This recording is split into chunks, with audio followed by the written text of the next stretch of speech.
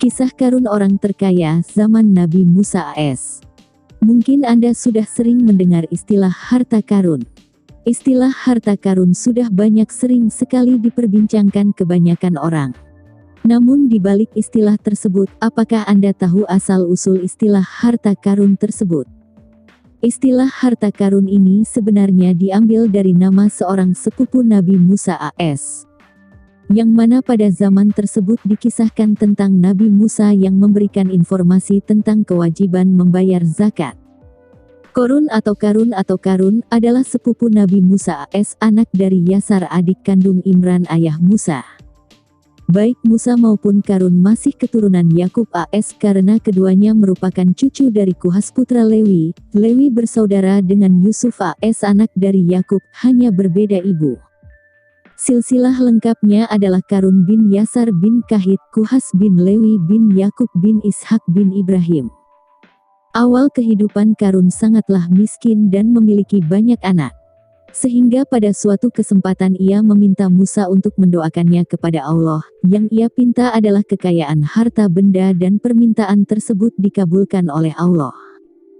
Dikisahkan pula dalam Al-Quran dia juga sering mengambil harta dari Bani Israel yang lain dan dia memiliki ribuan gudang harta melimpah ruah penuh berisikan emas dan perak. Setelah menjadi kaya raya, Karun menjadi orang yang sombong dan suka pamer, ria. Orang-orang kaya biasanya menyimpan kunci harta mereka dalam tempat rahasia agar tidak diketahui orang lain. Karun bisa saja membuat sebuah tempat besar yang tersembunyi untuk menampung kunci-kuncinya, tapi dia tidak melakukannya karena dia ingin menunjukkan kekuatan dan kekuasaannya. Jadi kebiasaannya adalah membawa 10 orang kuat kemanapun dia pergi. Ke-10 orang ini adalah pria-pria perkasa yang berotot kekar. Mereka mengikuti Karun kemanapun dia pergi hanya untuk membawakan kunci-kuncinya. Meskipun sudah dibawa 10 orang pria perkasa, tetap saja mereka merasa bahwa kunci-kunci Karun terasa sangat berat karena banyaknya. Kebiasaan Karun yang lain adalah dia selalu mengenakan pakaian yang berbeda setiap kali keluar rumah. Pakaian-pakaiannya merupakan jubah-jubah mewah yang paling mahal di zaman itu.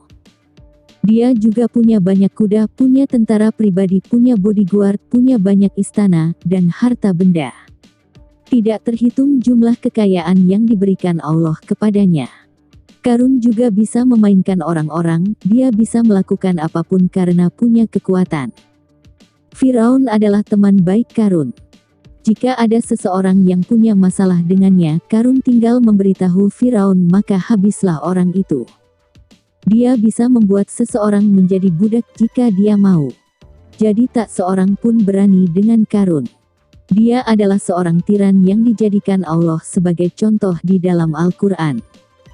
Pada suatu hari, Karun memilih pakaian terbaiknya.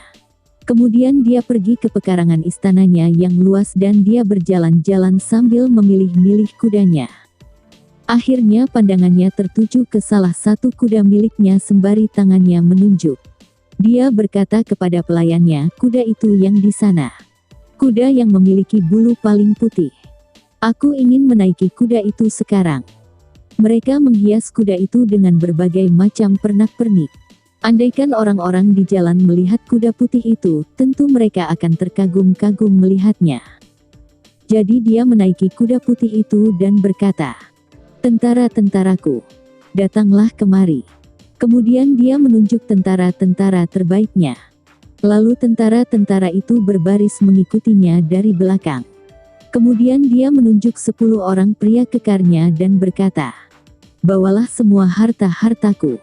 Hari ini aku ingin menunjukkan harta-hartaku pada orang-orang. Bawa semua emas, perak, perunggu, barang-barang mewahku, koleksi pribadiku, dan yang lainnya. Aku ingin kalian membawa semuanya. Bahkan kalian para tentara juga harus membawanya. Ketika kita lewat, aku ingin semua orang terkagum-kagum melihat banyaknya hartaku." Karun membawa semua harta karunnya, ada begitu banyak rubi, permata, mutiara, emas, dan perhiasan dalam berbagai bentuk. Ketika dia berparade keliling kota dari istananya, orang-orang di jalan melihatnya. Dan orang-orang yang hanya menginginkan dunia ini berkata, lihatlah semua ini. Andai saja kita mempunyai apa yang Karun miliki. Mereka sangat menginginkan harta itu. Bayangkanlah, seluruh kota menyaksikannya. Di antara mereka juga ada ahli agama. Mereka berkata, jangan meminta seperti itu. Celakalah kamu. Sesungguhnya apapun yang Allah berikan kepadamu sudah cukup. Jadi ketika Karun keluar membawa semua hartanya dan orang-orang di jalan melihatnya dengan terkagum-kagum. Ada pengawal di sisi kanan dan ada di sisi kiri, sedangkan parade Karun berada di tengah-tengahnya. Ketika dia merasakan keangkuhan yang tertinggi dan berpikir, wow, inilah diriku. Tiba-tiba Allah memerintahkan bumi untuk menelannya. Jadi tiba-tiba bumi bergemuruh. Kemudian jalanan mulai retak. Kemudian retakan itu semakin membesar sehingga terciptalah sebuah lubang yang menganga. Lubang yang besar itu menelan Karun beserta semua tentaranya, kunci-kuncinya, hartanya, bahkan Allah memerintahkan bumi untuk menelan istananya. Dan orang-orang yang sedang mengamati, beberapa dari mereka berlarian, tapi pada akhirnya mereka sadar bahwa bumi hanya menelan Karun dan hartanya. Kemudian bumi kembali seperti semula seakan-akan tidak ada yang terjadi. Orang-orang sangat terkejut. Allah telah menunjukkan kepada orang-orang dan Karun tentang siapa raja yang sesungguhnya. Semua itu tertulis ada dalam Al-Quran Surah Al-Qasas, terutama pada ayat 76 hingga 83. Sesungguhnya Karun adalah termasuk kaum Musa. Maka ia berlaku aniaya terhadap mereka, dan kami telah menganugerahkan kepadanya perbendaharaan harta yang kunci-kuncinya sungguh berat dipikul oleh sejumlah orang yang kuat-kuat. Ingatlah ketika kaumnya berkata kepadanya, janganlah kamu terlalu bangga, sesungguhnya Allah tidak menyukai orang-orang yang terlalu membanggakan diri. Qs. Al-Qasas 76. Di zaman Rasulullah SAW ada seorang dari Ansor bernama Salabah. Hidupnya berada dalam kemiskinan hingga suatu hari ia mendatangi Rasul dan berkata, wahai Rasulullah, doakan aku agar Allah memberiku harta yang melimpah. Rasul menjawab, wahai Salabah, sedikit yang bisa kau syukuri lebih baik dari yang banyak namun tak mampu kau syukuri.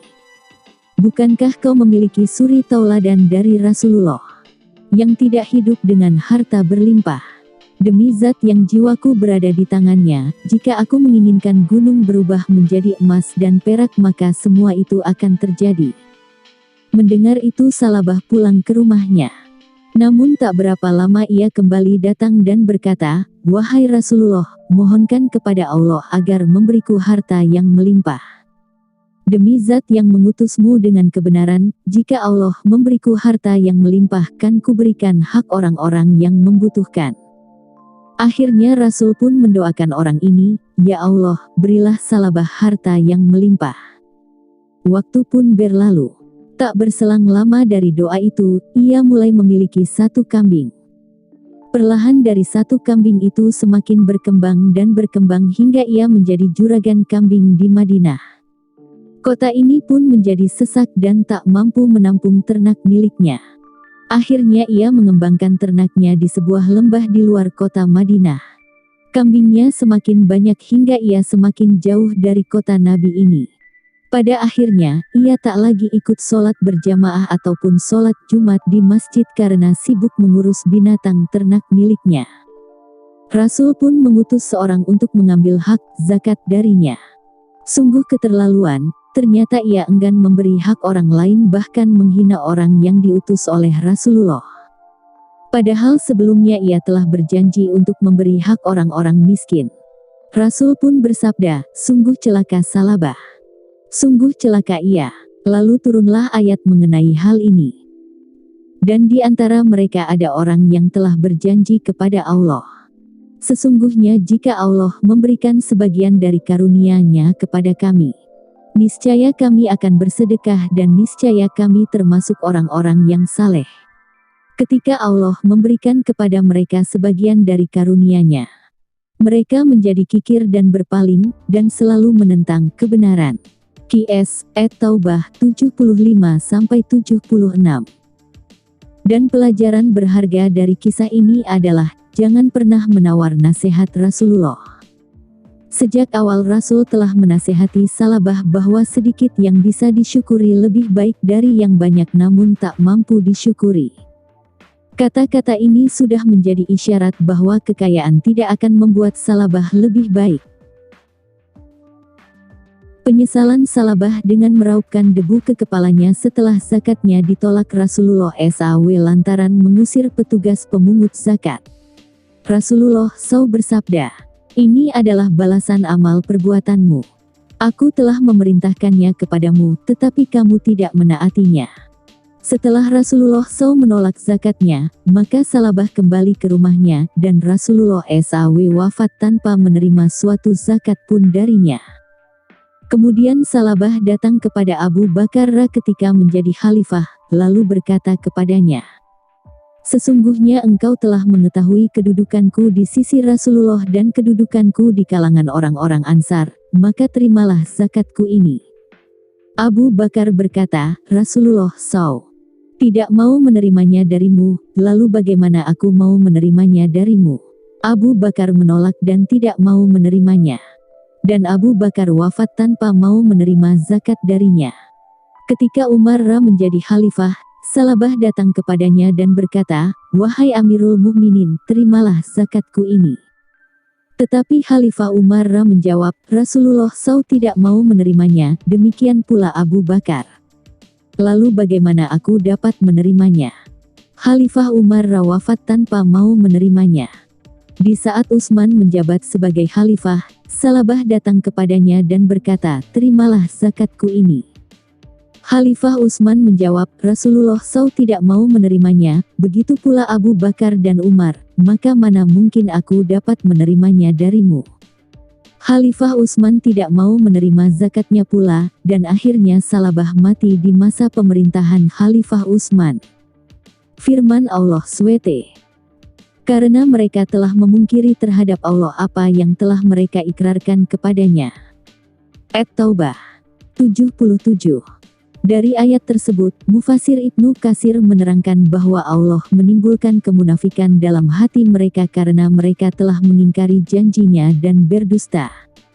Di dalam kitab Sahihain disebutkan sebuah hadis dari Rasulullah SAW yang menyebutkan bahwa Rasulullah SAW pernah bersabda, "Pertanda orang munafik itu ada 3, apabila berbicara dusta, apabila berjanji ingkar, dan apabila dipercaya khianat." Hadis ini mempunyai banyak syahid bukti yang menguatkannya. Firman Allah SWT, "Tidakkah mereka tahu bahwasanya Allah mengetahui rahasia dan bisikan mereka?" At-Taubah 78. Allah SWT memberitahukan bahwa Dia mengetahui semua rahasia dan semua yang tersembunyi. Dia pun mengetahui isi hati mereka, sekalipun pada lahiriahnya mereka mengatakan bahwa jika mereka beroleh harta yang banyak maka mereka akan menyedekahkan sebagiannya dan mensyukurinya. Karena sesungguhnya Allah lebih mengetahui tentang diri mereka daripada diri mereka sendiri. Allah Maha mengetahui semua yang gaib, yakni mengetahui semua yang gaib dan semua yang lahir serta mengetahui semua rahasia dan semua bisikan hati. Dan Allah mengetahui semua yang lahir dan semua yang tersembunyi. Wallahu a'lam bishawab. Sumber: Tafsir Ibnu Katsir.